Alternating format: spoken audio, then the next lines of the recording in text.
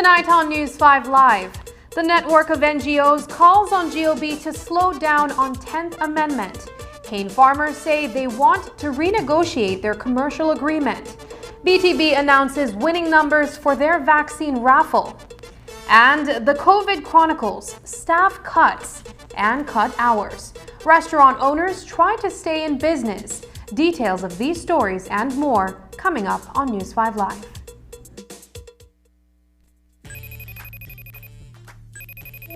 Hey son, how was your first day at Sixth Form? Really cool.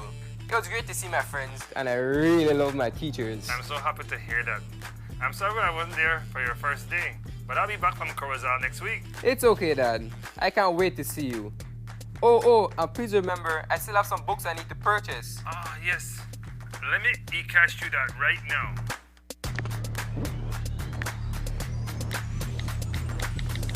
Money has been sent. I add a little extra cash just for you. Whoa, Dad. Thanks. Got it. You're welcome, sir. Download the eCash app today and take your first step into a cashless lifestyle. For more information, visit www.e-cash.com or contact us via WhatsApp at 613-0257. eCash, the future is here. The Social Security Board, in collaboration with the Labor Department, takes this opportunity to remind insured persons of the requirements for compensation when on sick leave. Any employee who has worked with an employer for at least 2 months is entitled to 16 working days of sick leave with full pay every year. This is how it works.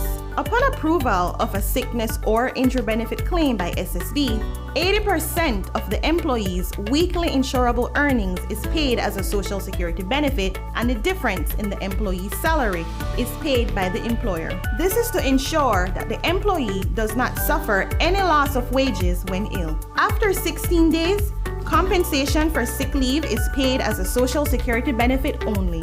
Some conditions apply. This message is brought to you by the Social Security Board and the Labor Department. Social Security Board, safeguarding you, your family, your future.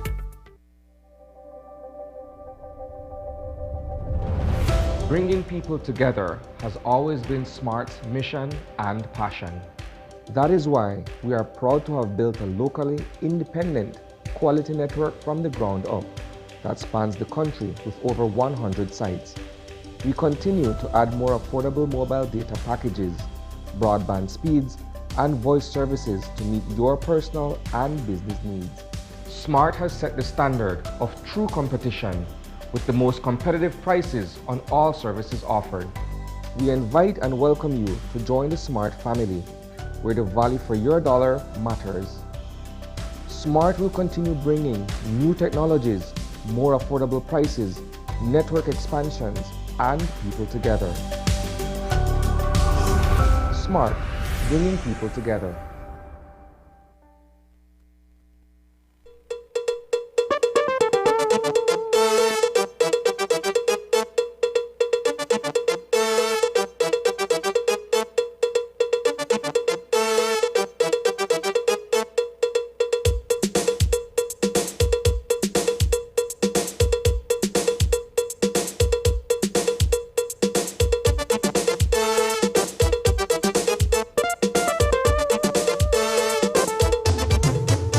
This newscast is brought to you by the Belize Bank Limited. Our country, your bank. Good evening and welcome to News 5 Live for Thursday, September 2nd. I am Sabrina Daly. The House of Representatives meets on Friday and a full agenda has been put together for bills to be tabled and read through in Parliament. Among the proposed pieces of legislation that will be up for a second and possibly third reading is the Belize Constitution 10th Amendment Bill, which has raised serious concerns within the business and NGO communities. Earlier today, the Belize network of NGOs issued a statement regarding what they consider to be a push by the Bersenio administration to pass the controversial bill. As it stands, the Belize Constitution 10th Amendment Bill seeks to preserve the requirement that the office of a member of the Belize Advisory Council, the Elections and Boundaries Commission, the Public Services Commission, and the Security Services Commission shall become vacant, unquote, at the next dissolution of the National Assembly after his appointment, unquote. News 5 spoke with NGO Senator Osmani Salas earlier today, who explained BNN's position. The four social partner senators have on 2 occasions now written to the Prime Minister expressing our concerns about what we consider the piecemeal approach to amending our constitution. I know that a number of other individuals and stakeholders had also written to the House committee that was charged with vetting all the feedback on the bill, and there have been some very valid concerns raised as to why it is not a good thing to amend the constitution in this fashion. So the Belize Network of NGOs decided that they would issue their press release, our position statement, expressing our grave concerns. So even though several sectors have raised very valid concerns, we noticed that it is on the agenda for tomorrow at the House meeting, where seemingly the government intends to carry it through its second and third reading. It will then, if once that happens, because the government has a supermajority, they do not need a single opposition vote for the 10th Amendment bill to pass. Then that would mean that it will make it to the Senate next week. That is why we felt the need to issue our press release. The 4 social partner senators wrote to the Prime Minister on the whole matter of constitutional amendment at the end of June and the middle of August, and we have yet to receive a response. With the likelihood of the proposed legislation being read through on Friday, the question of consultation has arisen and whether due process was carried out by government ahead of its passage. The government has done what is laid out in the Constitution.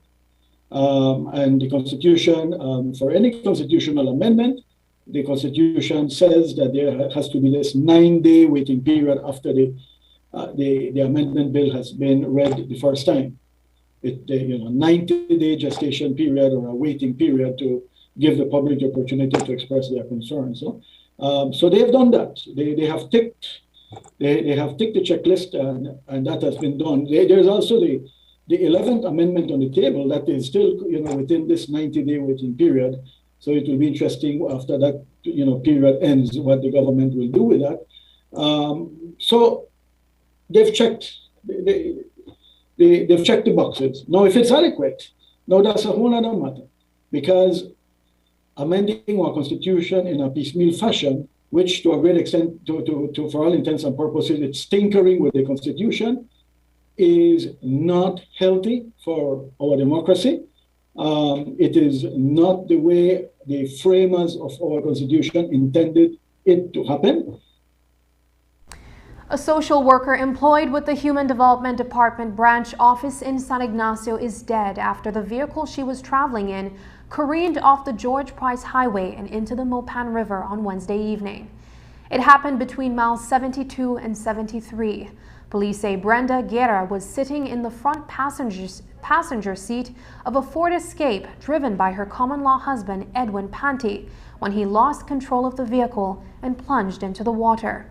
Panty managed to take Guerra out of the vehicle and get her to the riverside, where he tried to resuscitate her, but couldn't. She was pronounced dead less than an hour later.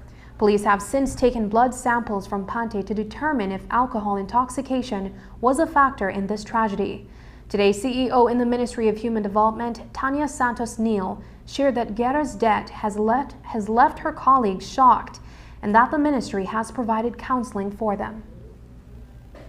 It's a great loss to us. She will be sadly missed. She provided some important service to the department, to the ministry, and to the community of San Ignacio and the wider Kaya district as well. So heartfelt condolences to all who loved her and knew her well. What we have done, we have already sent in counselors here today to be with the staff, to discuss with them and have them talk about their feelings. We came here today, I'm here today with the staff to show support for them, and we'll be visiting with the family as well to show our support and lend a listening ear as well. And we must always remember that social workers and people in this field of human development are also human beings. They also go through the same emotions as everyone else does. Although we do have mechanisms of coping, we do also experience the same life situations. So we do also require the support when the time comes. Santos Neal visited Guerra's family today, where she conveyed condolences to the family on behalf of Minister Dolores Balderramos Garcia and Minister of State Elvia Vega Samos. A group of about 20 or so business owners and artists within the dining and entertainment industry have signed a petition and sent it to the Ministers of Health and Wellness and Home Affairs.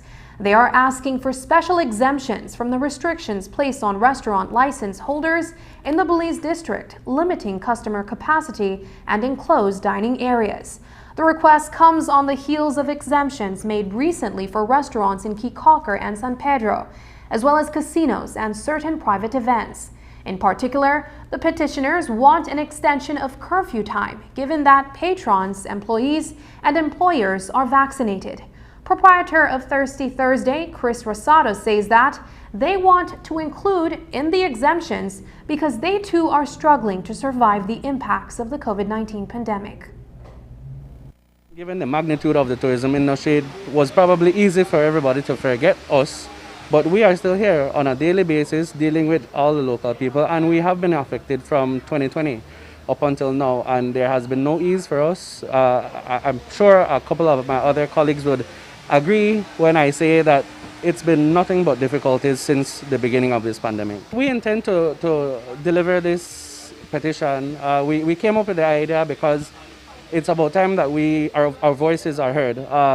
Nobody has stepped up, and we decided to take the step and get a petition going, and we've received tremendous support from at least 18 prominent businesses, and we are serving it to the Ministry of Health, Ministry of Police, because we've had hardships with the SI and we've had hardships with the police in terms of how they've been enforcing certain rules, and we just feel the need to speak up about it so that they can give consideration to our industry as well. Any consideration given to this industry would be greatly appreciated. We've unfortunately noticed that other industries are getting considerations, and there's nothing presented when it comes to our industry. So we feel that it's about time that we step up and we are coming together. I think that maybe through this an association needs to be formed.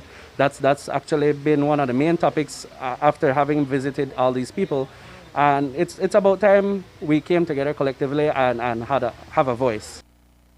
Coming up, the Belize Sugarcane Farmers Association calls for a renegotiation of its contract. Details from their virtual meeting today when we return.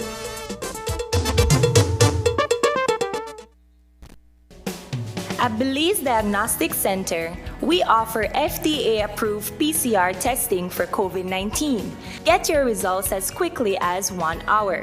Don't risk getting exposed to COVID-19 by going elsewhere. We take appointments, or we can come to your home or office using our concierge service with no additional fees.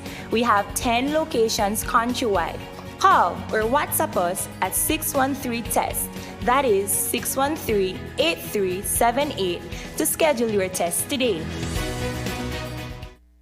So I'm gonna wonder if by chance I could get your number. Digit. Nice. Of course. You have digital, right? Yeah. Of course. The truth is, your credit lasts way longer with Digit. Like if you top off with like $30, that could last you 90 days. With the other guys, that must say 60. Then with the other guys, you have to use all of your good prime credit before you even touch your bonus credit. But with Digit, you could use your bonus credit before you even touch your primary credit. Like, what are the point to have free credit if you can't use it how you want?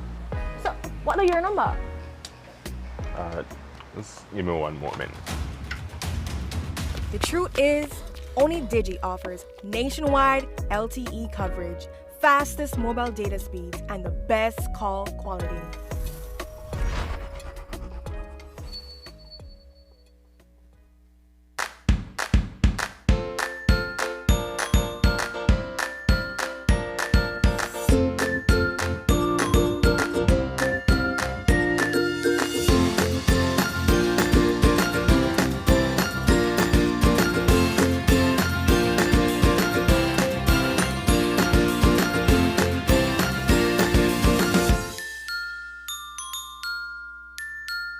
Nestle. Start healthy, stay healthy.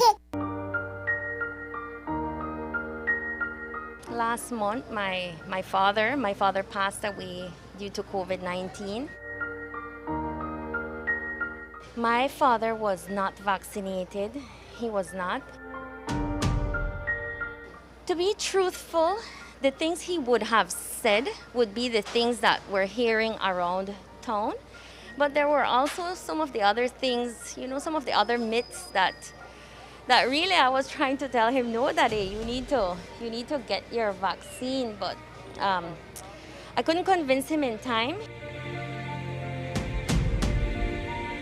I think what they're doing is a disservice to this country. In my mind, what they're doing is creating fear among people when they should be spreading a message of hope. What I hear them say has no basis, no scientific basis for the assertions they're making. And more than anything else, there's no legal basis for their assertion. Would he have gotten that vaccine, he would still be here cracking his jokes and being his fun, crazy self, and we really miss him.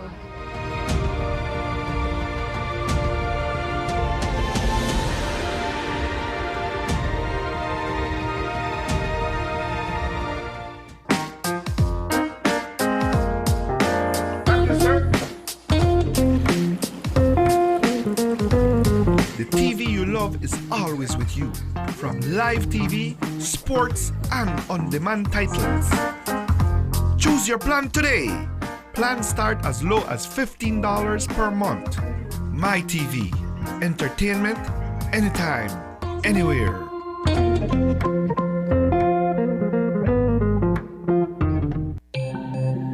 Great Belize Productions Channel 5, proud winner of 5 Caribbean Media Awards for 2019 and 2020. Best Television News Item, Best Responsible Coverage of Children's Issues, Best Health Education Journalism, Best Television Commercial Spot, and the People's Choice Award, with special mention by the jury in the Best Television News Item category.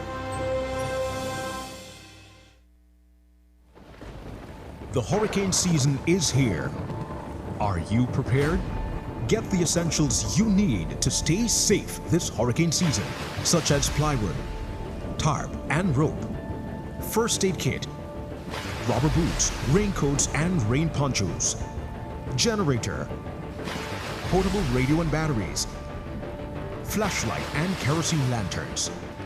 Weather the storm with these products and more from Benny's. Quality and savings.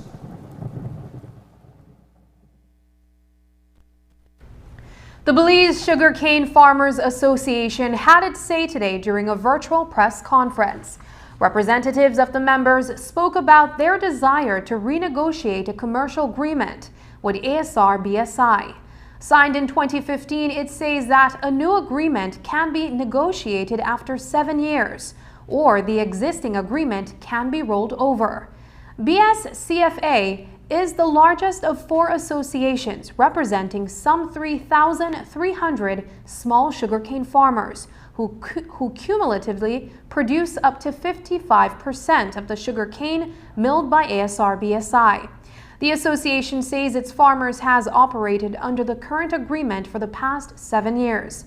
Despite concerns and objections to certain matters they had hoped would be revisited. On the 11th of August, we sent a notice of termination to BSI and that we want to negotiate an agreement. We have seen that in this agreement, it is not fair for alkane farmers. So they responded to us that they do not want to renegotiate a new agreement.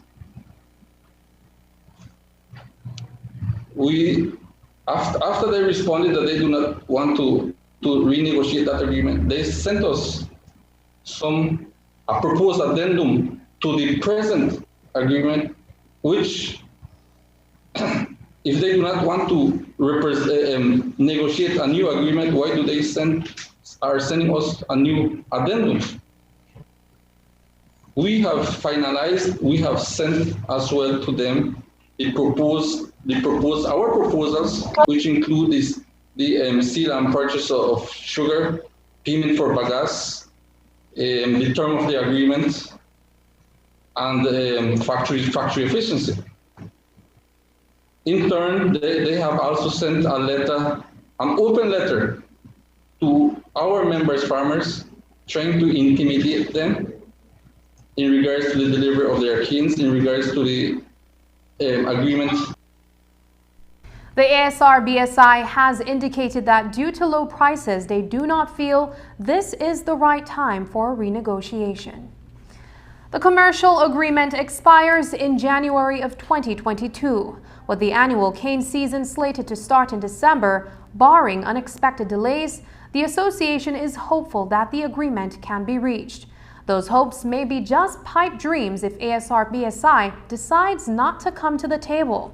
BSCFA says it is also asking ASR-BSI to recalculate how much their small farmers get from the gross proceeds. Belize Sugar Industries have been saying that the best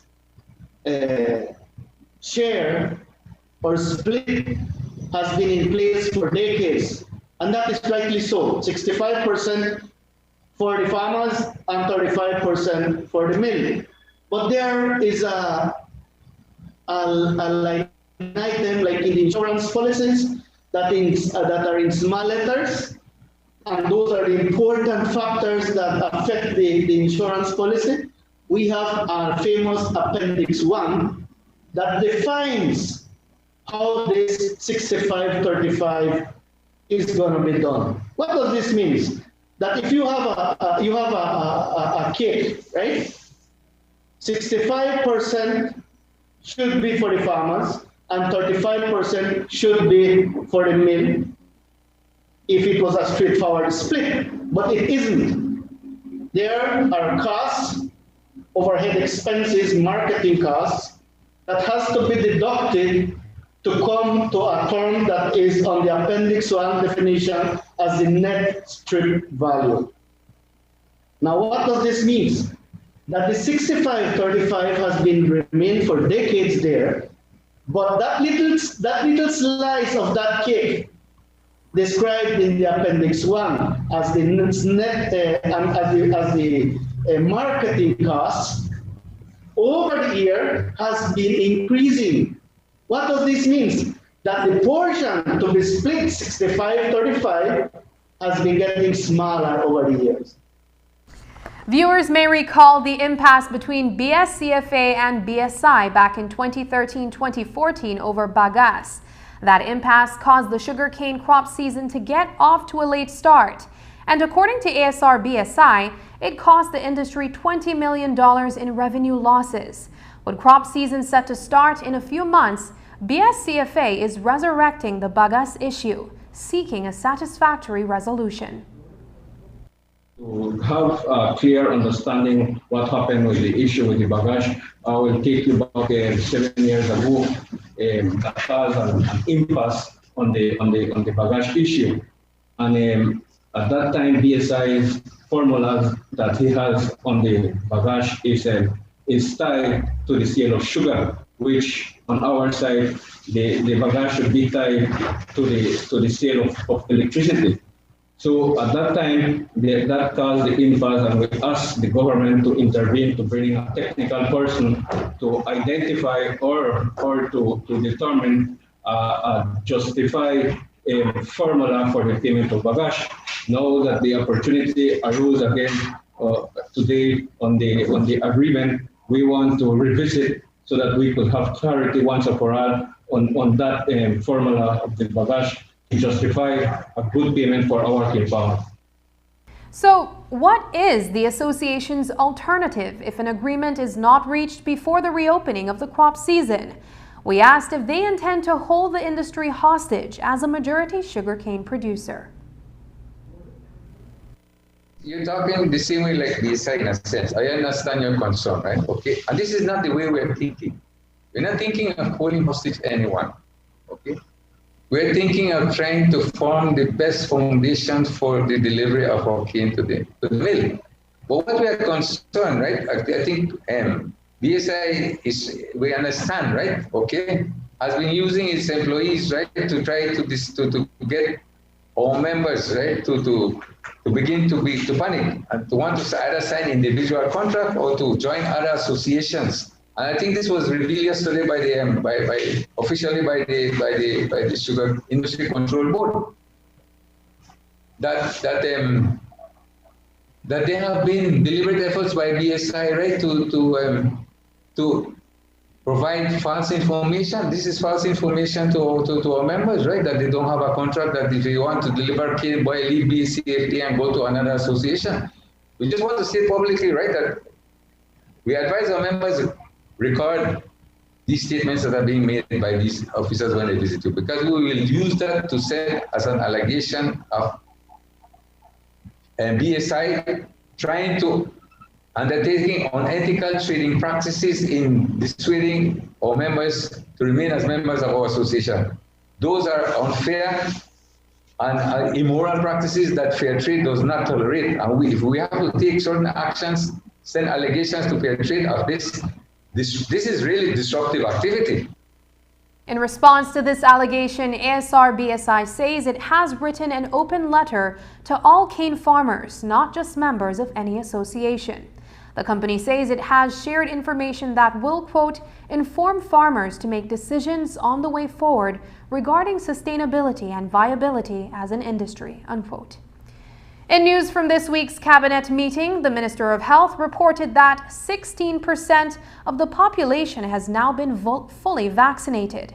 10,000 young people aged 12 to 17 got their vaccination over the last 2 weeks. Although the borders are still closed, Cabinet directed that anyone who crosses over for approval purposes must be tested for COVID-19 at those points of entry. To combat the circulation of false information during the pandemic, a bill will be introduced in the National Assembly on Friday to increase the penalty for spreading or publishing false news. That will result in an increase from the current fine of $300 or 6 months in jail to $3,000 or 6 months imprisonment. Cabinet also approved an extension of the Kobe Foundation's management contract for the Hattieville prison. On Tuesday, Cabinet also asked the Minister of Agriculture, Food Security and Enterprise to instruct the Bureau of Standards to investigate reports of price gouging at stores across Belize. As we reported previously, while some of these price hikes may be a result of international factors, on Monday, Prime Minister John Briceño told the hosts of Open Your Eyes that his government will ensure stores are not unfairly overcharging. Many factories, when there's a COVID outbreak, they have to shut down until they clean up and get ready. And so it has created a backlog. Shipping has gone up. People are waiting months to be able to get their products from the factories because they're not producing like before. And because it is limited, you know, what happened? You know, when you only have 1 and 5 away one, that we start to bid for the price. So that is completely out of our control, unfortunately. I wish I can tell you that it is something that we can control, but it is out of our control that these prices continue to go up more and more. Now, what we can do is to work, and we've already spoken with Minister Mai, who have supply controls under his as part of his portfolio, to speak with the with the people there and to see how we can do some sort of monitoring to ensure that there's not price gouging, but simply because the prices continue to go up.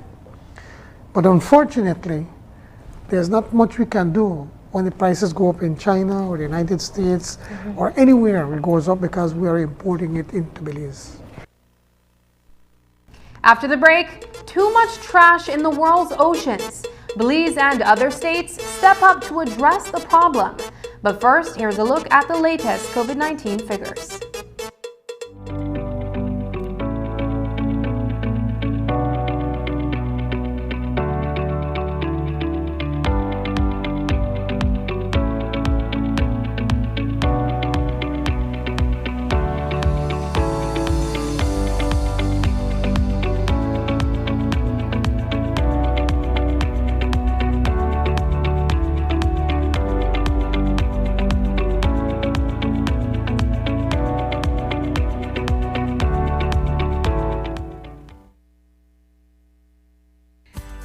Continues to expand its internet coverage countrywide to help you live a smarter life.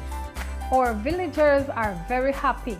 They are pleased to know that Smart went the extra mile to put a tower in our village so that our villagers can get live stream on their TVs and they can get their kids doing their online classes.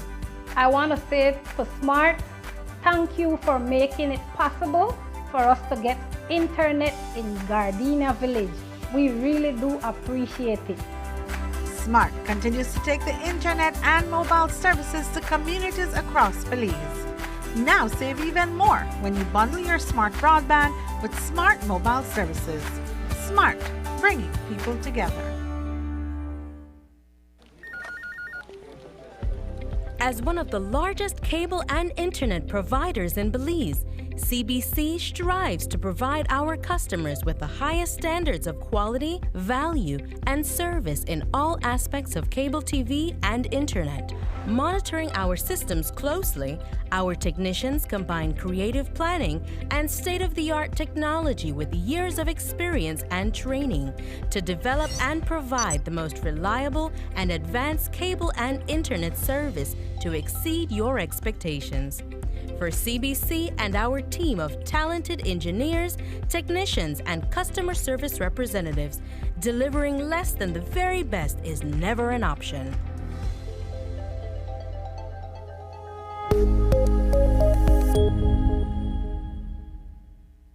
The Statistical Institute of Belize is responsible for conducting the National Population and Housing Census every 10 years.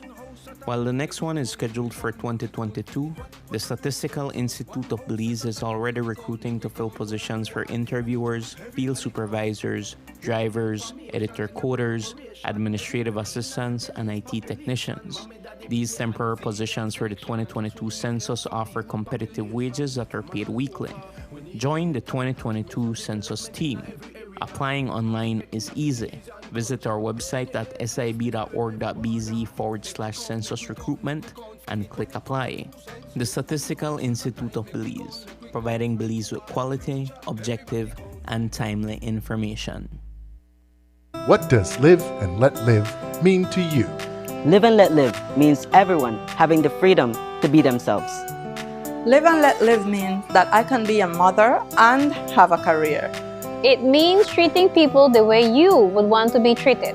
And making sure your business is accessible for all Belizeans. It means that everyone deserves to be treated with dignity and respect. It means to love your children no matter what.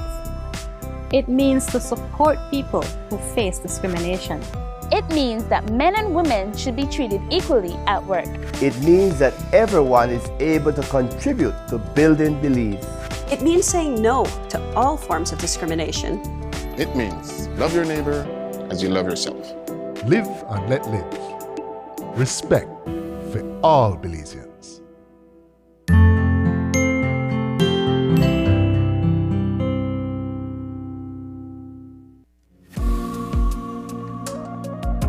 I saw the impacts of COVID-19, and I don't want to experience that again. That is why I took proactive steps to protect myself, my family, my fellow coworkers, visitors, and tourists. I love seeing my guests happy, and my job is to give them a safe tour.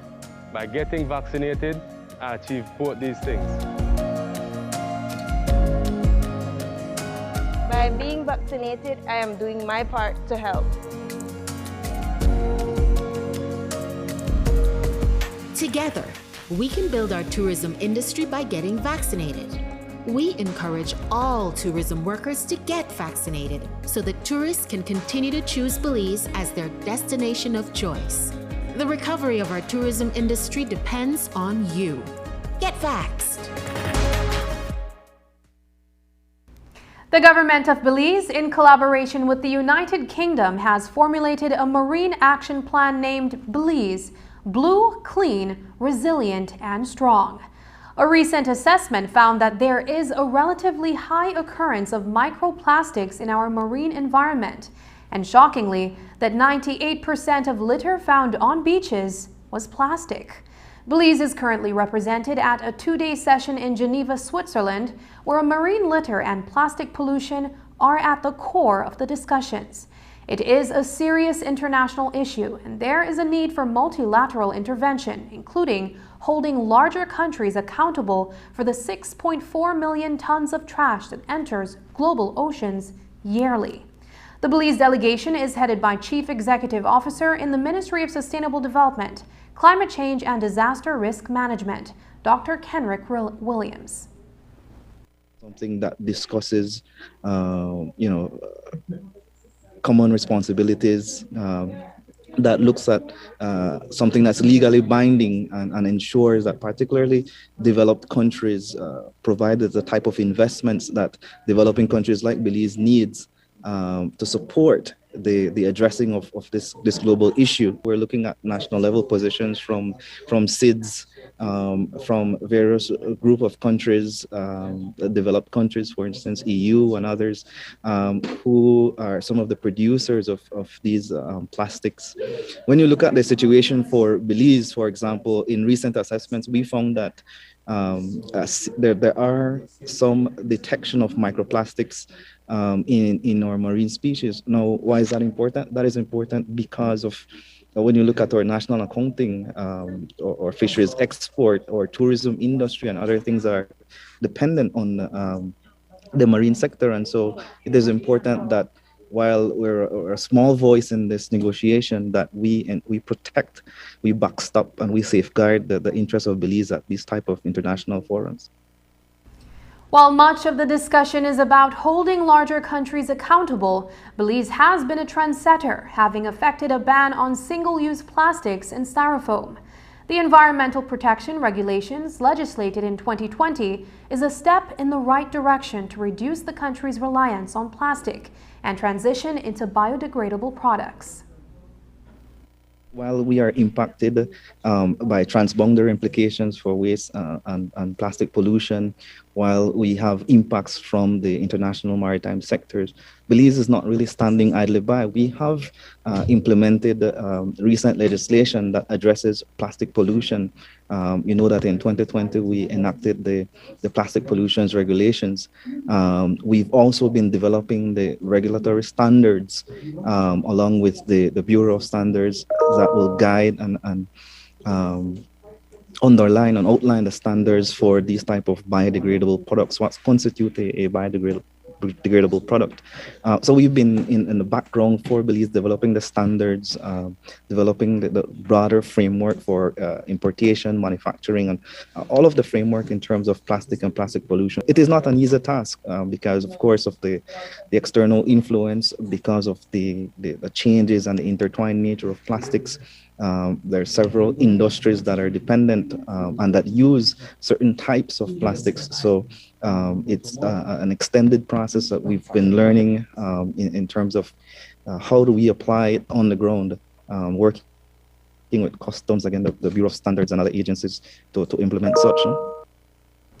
While it is integrated in the overall conference of the parties, which will be held in late October in Scotland, the Geneva talks are part of the lead-up to the United National Environmental Assembly 5.2 that's slated for Kenya in 2022.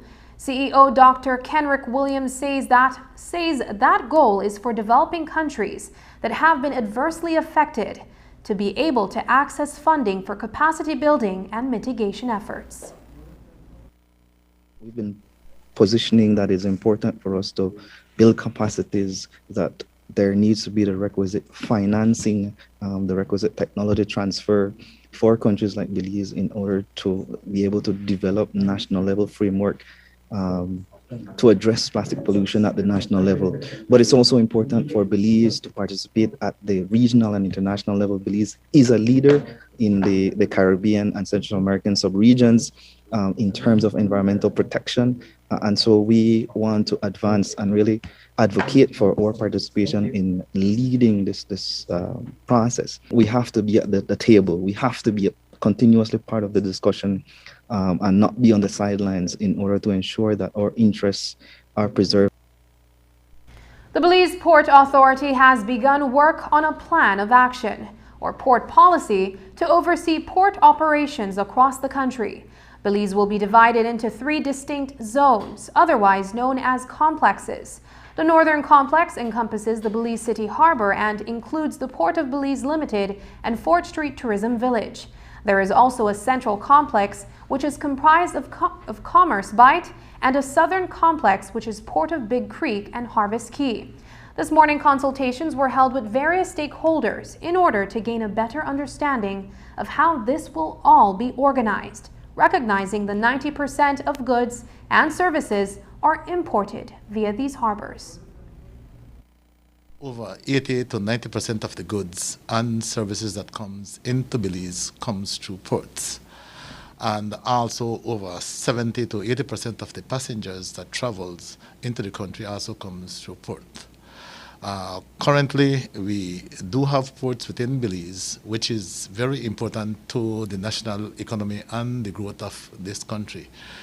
And so it is then that the Belize Port Authority Board and the management of Port Authority deemed it necessary to develop a policy that will sort of guide the direction in terms of properly regularizing the port, but also to be able to give guidance as to the development and construction of any new port that should come into the respective complexes. The national port policy is looking to establish what we consider to be port complexes.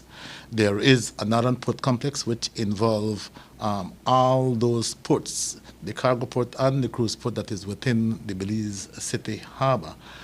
There's a central complex which involves the Commerce Bight port, and there is a southern complex which includes the Harvest Key port and the Port of Big Creek, which is cargo. So that's both passenger and cargo port in the port complex, and then cargo and passenger in the northern complex. And again, the idea is to have a sort of a mixed complex in the central mixed port in the central complex. In Belize District, 3 other cruise terminals, which are also port facilities, are in the works. According to retired Major Gilbert Swaza, Port Commissioner, Port Coral, which is the State Bank project, is the only license holder for a cruise terminal. The proposed Waterloo and Port of Magical Belize developments are yet to seek licenses for their respective projects. The Port Authority do know, in fact, since we are the ones through the minister who issues the license, is that the Port of Belize Limited has a license to operate a cargo port. Within the northern port complex, we also do have the Port Coral that also has a license for a cruise terminal port. As it relates to any other port, whether it is Port of Magical Belize and the Waterloo that is aligned with the Port of Belize Limited, the Port Authority does not have any license for those ports at all. And none of those ports have made any application to the Port Authority specifically to construct or operate a port at this time. What the port policy is set out to do is to provide technical guidance to our leaders with a view then that given all the technical specs and variables for us to be careful in relation of going from underdevelopment to overdevelopment. So the port policy seeks then to sort of give some guidance in relation to that fact so that then we seriously consider how much more cruise port we will have within either of the complexes. So it is then that we are at this time recommending that there is going to be the current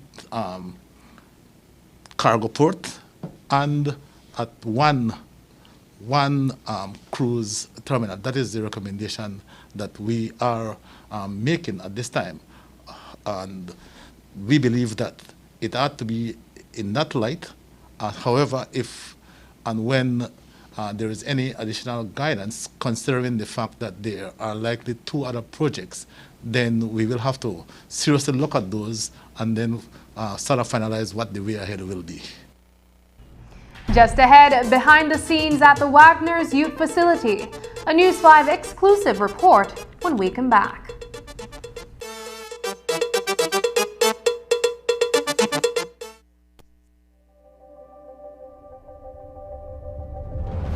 Bringing people together has always been SMART's mission and passion.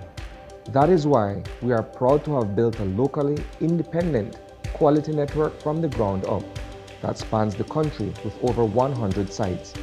We continue to add more affordable mobile data packages, broadband speeds, and voice services to meet your personal and business needs. SMART has set the standard of true competition with the most competitive prices on all services offered. We invite and welcome you to join the SMART family, where the value for your dollar matters. SMART will continue bringing new technologies, more affordable prices, network expansions, and people together. SMART, bringing people together.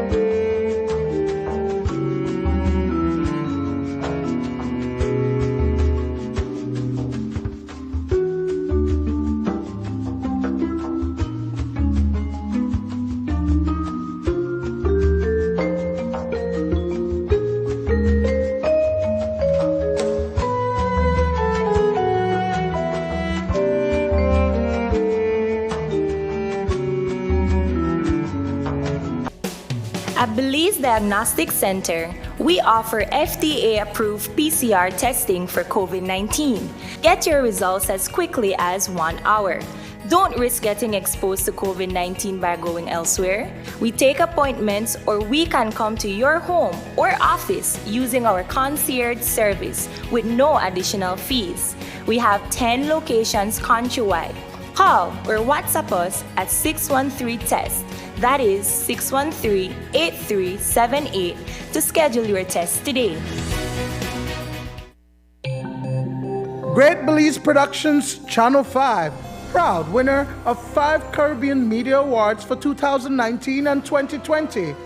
Best Television News Item, Best Responsible Coverage of Children's Issues, Best Health Education Journalism, Best Television Commercial Spot, and the People's Choice Award, with special mention by the jury in the Best Television News Item category.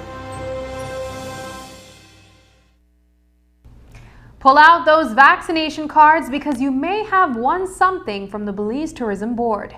6 winners have been chosen, and among these are 3 grand prize winners who will get 2-night stays for 2 at Naya Resort and Spa in Placencia or Gran Caribe in San Pedro. The grand prize winners also gets $2,500 in cash, courtesy of the BTB. Today, News 5 spoke with the BTB's Lynette Canto, who says that you need to head on over to their Facebook page and see if the serial number on your vaccination card is among the winning draws. We started in June of this year, starting to push the idea of people being able to win prizes from the Belize Tourism Board as an incentive for getting vaccinated.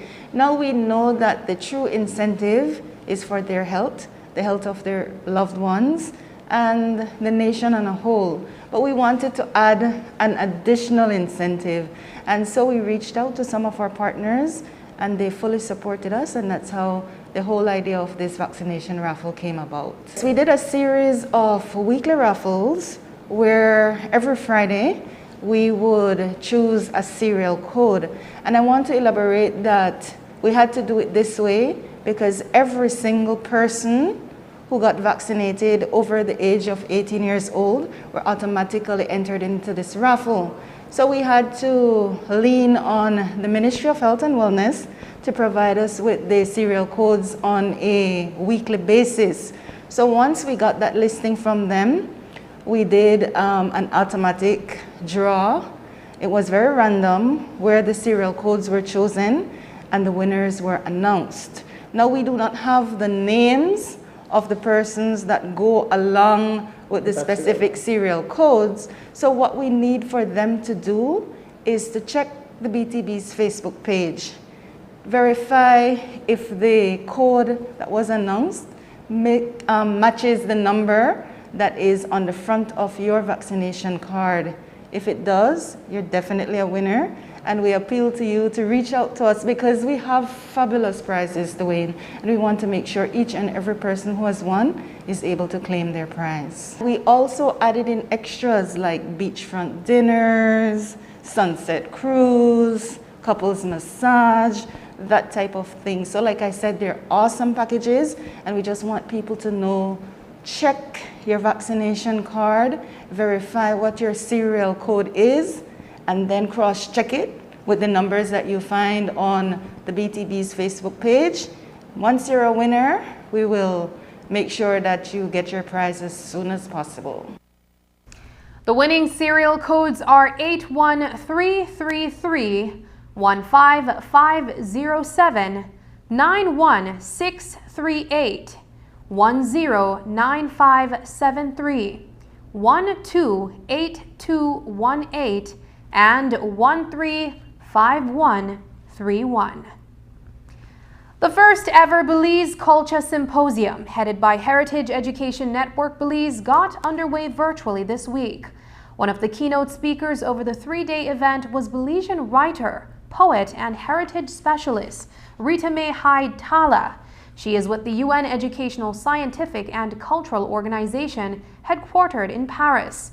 She touched on how culture builds our identities and shared some interesting pieces of Belizean history that some of us may not have known about before now. Music composer Alexander Evans shared a bit of history on steel pan music in Belize. How many of you know that during slavery in Belize, drumming was punishable by death? Yes, enslaved Africans could be sentenced to death for drumming and exercising their culture. This was not unique to Belize, but was the case in most of the Caribbean, as the institution of slavery was implicit in cultural suppression.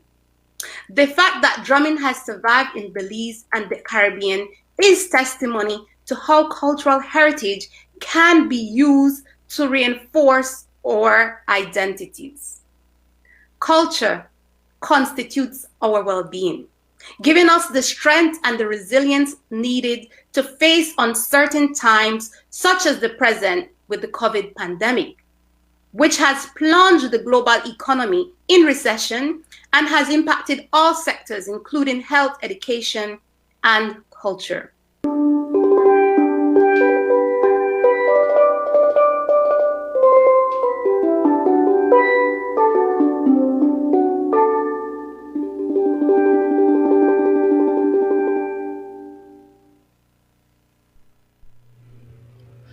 During the years following the arrival of steel pan in Jamaica and the formation of their first steel band in 1954, two Belizeans of particular note would attend UWI-Mona and join the University Steel Band. These were Dr. Lennox Pike and Dr. Colville Young. The latter, we know, would go on to become Belize's Governor General, and is undoubtedly one of the single most influential individuals to the development of music in Belize over the past several decades. In 1965, Drs. Pike and Young would return to Belize and form the All Stars Steel Band, Belize's first steel band, which was initially comprised of 6 members. So just to put it into perspective, this musical instrument hasn't even been in existence for a full century, not even 90 years, and it's been in Belize for almost 60 years. The Culture Symposium has one more day of presentations. Log into the Heritage Education Network Facebook page for their live stream on Friday. 5 healthcare facilities in Belize are being retrofitted to become safer during disasters, more energy efficient, and greener. The Palm View Center in Belmopan became the first to be certified under Smart Healthcare Facilities in the Caribbean Project, Phase 2 project. The initiative is supported by the United Kingdom Department for Foreign, Commonwealth and Development Office, the British High Commission, and the Pan American Health Organization, World Health Organization. During ceremonies on Wednesday, the building was officially handed over to the Ministry of Health and Wellness. According to a joint release from agencies involved, despite the challenges brought on by the COVID-19 pandemic, the retrofitting works began in October 2020 with the assistance of Guerres Construction Limited and Gutierrez and Associates Architects. Other facilities in Belize which will be retrofitted are the San Ignacio Community Hospital, Independence Polyclinic, Isabel Palma Polyclinic, and Cleopatra White Polyclinic. The project is being carried out in 7 countries: Dominica, St. Lucia, Grenada, St. Vincent and the Grenadines, Guyana, Jamaica, and Belize. A lot of business people and entrepreneurs are using some of the downtime during COVID to retool their establishments or change how they engage with their customers. But in Punta Gorda town, one teacher who has a cultural gift shop as side business has been using her green thumb to create a calming oasis in that urban setting. And now, Isani Gift Shop and Garden Walk is welcoming visitors, both international and domestic. Our PG correspondent, Stefan Nalberto, spoke with owner Emily Ramirez. The pandemic has slowed down business all over the world, and we definitely feel it in PG as well, because normally PG doesn't get a lot of tourists. At this point in time, it is even less. But what the time has given me as an entrepreneur and as a gardener, it has given me time to develop the garden in a way that when we have more people coming in, it will be even more inviting and it will be a lot more to see. So now that since we have been doing a lot of online when it comes to teaching and even our workshops, I have a little bit more time to spend on the garden and to work on developing the parts of the garden that I would want to showcase when things pick up a little bit more.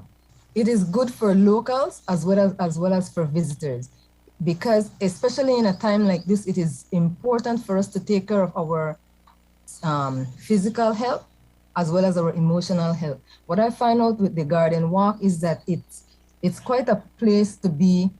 It's quite a peaceful environment.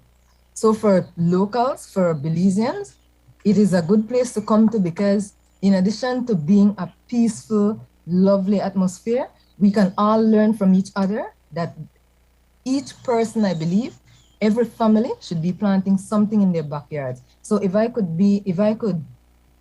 influence or inspire people to plant something, whether it's a tree, a shrub, vegetables or fruits, that would be helpful for our local people. The Iseni Garden Walk is open from 9 a.m. to 5 p.m. and reservations can be made by calling 631-6330. It is located on Victoria Street in Punta Gorda. Last night, we told you about Ministers Musa and Bernard's visit to the Belize Central Prison, where they engaged a group of Southside Belize City men currently incarcerated under a state of emergency. From the Belize Central Prison Auditorium, News 5's Paul Lopez accompanied the ministers on a brief tour of the Wagner's Youth Facility on the same compound. There, our reporter spoke with a 15-year-old inmate to learn more about how he is responding to the rehabilitation strategies. He also shared his dreams for the future and the poetry he is now writing. Here is that exclusive. I came here and I found out that what my powers and what my skills were when I started writing songs, poems. I started finding out that I have more potential that I thought I had in my life, more than I even thought I was capable of having. This is the voice of a 15-year-old inmate at the Wagner's Youth Facility inside the Belize Central Prison. Due to his age and protocols, we were not allowed to get his name or show his face, but we did get to hear his poetry. Well, I have a poem that I entitled No Win, right? And I don't want you to interpret the message wrong, but it's just me expressing my feelings on a paper. It goes like this. It says, back into a corner, alone and very confused, tired of running away, my manhood has been abused. Not my choice to be so blunt, but you must fight fire with flame. I allowed myself to run once and was haunted by the shame. If I must kill, I will, and if I must do it again, I would, but the situation is a no-win. What we do is rehabilitate the young men when they're here, and we provide them with the care and the attention that they need and the support that they need to become better individuals in life. How important is discipline to you? And is it that you were introduced to discipline here, or were you getting discipline outside and now you're being introduced to a new level of discipline? Well, when I was out, I had discipline, but I wasn't actually taking it in as I came here and take it in. I was showing love, but maybe the type of love they were showing me, I was just like taking it for granted. But when I came here they show you love two ways, the love and the tough love, right? It's either you get it the good way or the hard way. Either the hard way is one of the way I had to learn, and I'm still on a process of learning, right? Had my ways. When I don't get my ways, I would break out. Oh, I'm tired of this, you don't do that. But when I sit down and think, it really wasn't a way I should react. Quite frankly, a lot of the young men come to us hopeless. They're uninspired. They are being used on the outside for this low self-esteem issue that they possess. And so when they come here, like I said, we have a nurturing environment. This is a family-oriented setting, something that they lack in the society. So what we do, we have a family-oriented approach, and once they understand that when they're here, they're their brother's keeper, and Mr. Dawson is like their father, Mr. Sinclair is like their uncle, and all the officers here are uncles, then they come to terms with what is it that we're doing, and they want to be a part of the winning team. While these inmates are coming to terms with decisions that landed them behind bars, many of them are piecing together their future and keeping hope alive of one day living outside these prison walls. Being here is not something we were looking forward. That wasn't something we said, oh, I'm going to reach in prison. It just happened, you know, without we wanting it. It's just something we did. Either picked up a gun, it's just robbery, murder or something. After we did it, we know we were going to reach here, but it wasn't something we had planned in our lives. So we didn't came here because we don't have a dream, we don't have hope in life or anything. It's just things happens in life. It's just mistakes. And what's your dream? Well, my dream is to be an artist, a singer, a rapper. I can tell you frankly, what we've been able to observe over the years is that a lot of the young men don't have adequate support when they leave. Over the past 4 years of studying the data, we've lost around 10 to 13 young men from gun violence. Up to recently, the youths that were killed in Belize City are products of Wagner's youth facility. So even more so, we need to have this support system set up on the outside. Reporting for News 5, I am Paul Lopez. Up next, episode 3 of the COVID Chronicles. Tonight, Belizeans love to eat out. But what price are restaurants paying to stay open under COVID? Dwayne Moody has the story. Stay with us.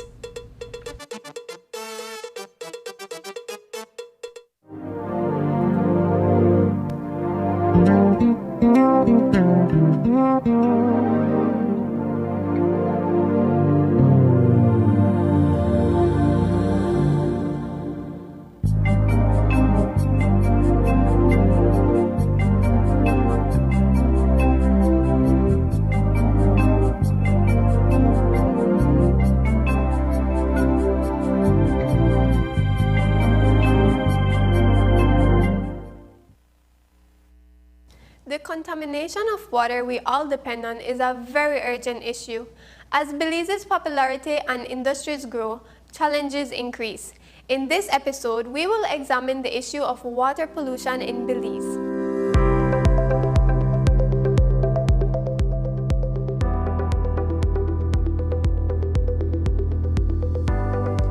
Water pollution is the contamination of water bodies, usually because of human activities. Water bodies include lagoons, rivers, aquifers, and oceans. On the marine side, the discharge of sewage and bilge water from cruise ships and other live-aboard vessels, in combination with unregulated development of coastal areas, has led to the degradation of marine ecosystems such as mangroves and coral reefs. Our inland waters are facing their own challenges. As agricultural development increases, pesticides, fertilizers, and waste products are running off into rivers. Increased river traffic from boat tours and sugar barges adds to the already stressful conditions of the freshwater ecosystems. In addition, companies that collect sewage sometimes dump the waste right into the waterways. Additionally, in densely populated areas like Belize City and Orange Walk, poor sewage designs result in the contamination of groundwater and of water bodies by both sewage and wash water. In many cases, homes and businesses dump their wastewater directly into drains, which leads to rivers and the sea. Wastewater, detergents, and petroleum collect in drains that empty into waterways, such as the New River and the Belize River. This, along with the runoff and discharges from the agricultural and industrial businesses, have been inadequately monitored and enforced. The answers to overcoming water pollution issues are fourfold: improved infrastructure, adequate treatment, increased legislation and monitoring, and of course, changing our habits for the better. While it is urgent that better management on a policy level is needed, there are a few things we can do at home to help. Ensure proper treatment systems are installed for all wastewater at your home and business. Don't dispose of oil from your automobiles or cooking and household detergents down the drain. And lastly, minimize the usage of chemicals and fertilizers and report any dumping into waterways to the Department of the Environment. The government has recognized the threat of inadequate liquid waste management and is working toward goals of reducing and reversing its effects. For more information on what's being done about water pollution and ways you can help, visit our website at doe.gov.bz. I'm Alison Castillo, and now you know.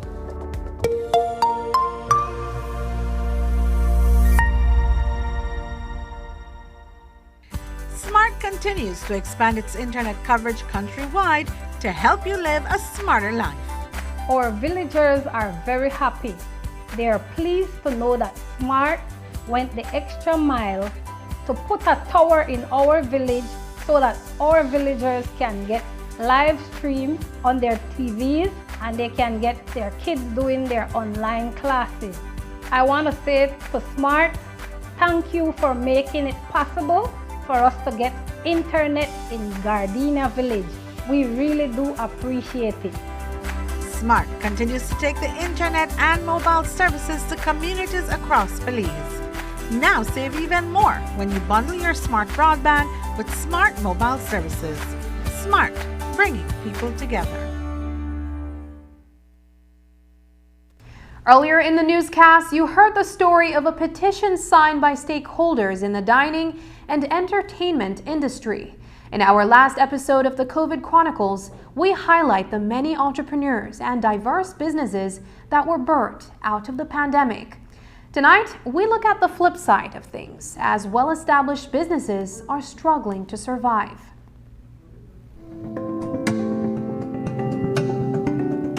Many of us are in danger of losing everything we've worked for, Dwayne. That is where we are. We are at that point where we don't know tomorrow what will happen. It's a day by day by day situation. It's the reality on the ground for proprietors in the dining and entertainment industry in Belize. Like the tourism industry, the COVID-19 pandemic has shattered their business, and despite making investments to adhere to the COVID-19 regulations so that they can operate, the blanket restrictions are not helping. It's a frustrating situation for Lynn Ford Rosado of Thirsty Thursday, because even after his staff got fully vaccinated and ready for safe reopening, curfew was extended. Catastrophically, he ended up having to reduce his staff by 50%. We operated last year, 2020, I think in general about 3.5, 4 months. I still paid liquor license for a year. This year I had to pay it again, restaurant, but still, you know, and the bills just keep coming, the threats keep coming. We are being threatened by Social Security, by creditors, by banks. I mean, there's been absolutely no relief for anybody in this sector. I've been threatened to be arrested, and they took away my receipt and my certificate, and, you know, with threats to bring us summons. We are all going through hell. Every business owner. We have lost like 80% of our revenue. I mean, the restriction that is in place to me is, I'll be frankly honest, is somewhat ridiculous because it created a lot of extortion from the police department. It created a lot of, our business owners who are somewhat stimulating the country by giving employments to the locals, we are getting affected very hard. There's so many things that is creating a pressure on the business owners that we are failing here right now. A lot of businesses have been closing down. I had to let go half of my staff, you know, and it's sad. That crunch in economic activity and the shuttering of businesses has been reflected in the data at City Hall. We are having the trade license board meeting, and that's the cry of the business owners in this city, that they are mandated by law to pay a trade license, but at the other end, the effects of the pandemic is really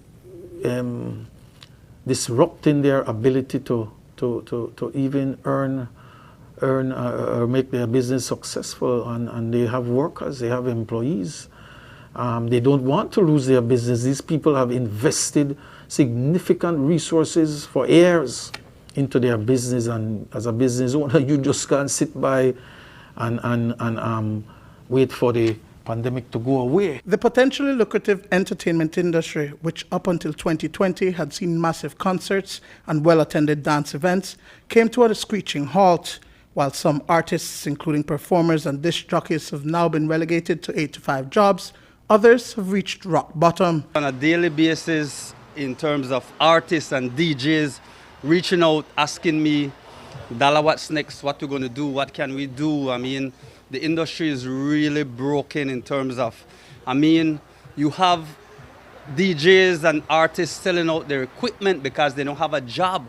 They don't have nothing to do. I mean, they try to look elsewhere to do other things. But, I mean, you know, this industry, there's a lot of the entertainers that only know to do what they do. So the industry is taking a lick. One sentiment shared by all stakeholders is that despite the regulations, people are finding creative ways to enjoy their leisure time. They are asking GOB to let them be part of the process of protecting the public. You want people to get vaccinated, then let's have incentives. If we don't have incentives, we won't have people doing it. The blanket type resolutions, restrictions are obviously not working. The curfew is obviously not working.